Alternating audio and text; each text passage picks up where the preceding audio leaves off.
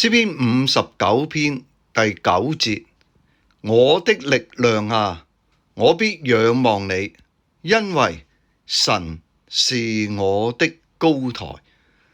我哋喺呢一節經文呢，真係好感恩呢。大衛佢講咗，即係神同佢嘅仇敵點樣去恥笑佢哋啊。咁之後呢，依家就大衛講佢同神嘅關係。當大衛佢稱呼神嘅時候呢，佢就話我的力量啊。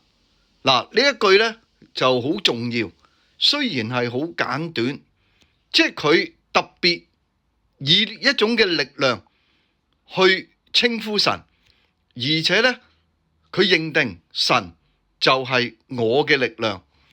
我哋睇到大衛佢嘅生平，佢最高峰呢，其中一場嘅即係戰役就係打敗呢個嘅巨人哥利亞。咁所以呢一場嘅單對單嘅戰役，奠定咗大衛佢整個即係作為一個王嘅前夕。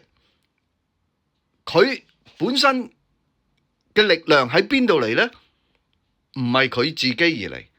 喺呢一句經文呢，佢就認定神就係我嘅力量，即係佢嘅力量嘅源頭就喺神嗰度。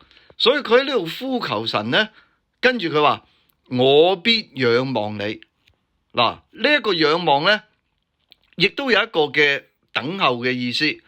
咁一方面佢去仰望神，等候神。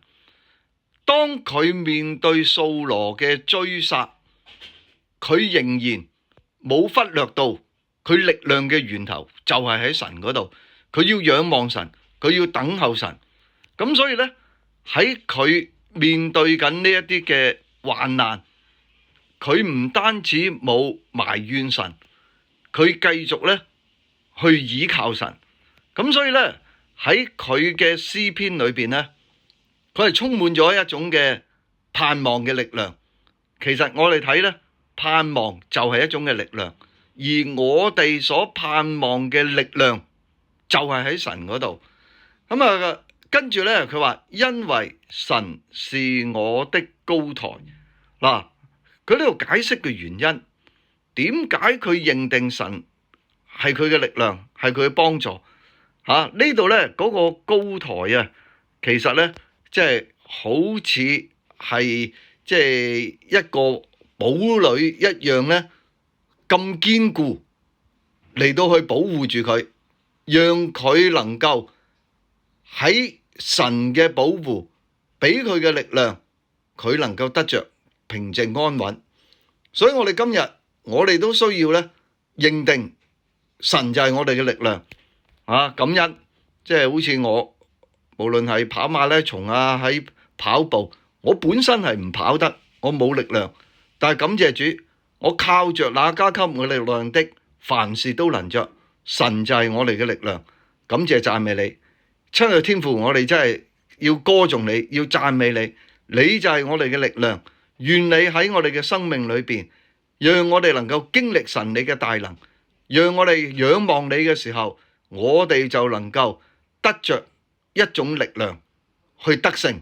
祈禱奉主名求，阿門。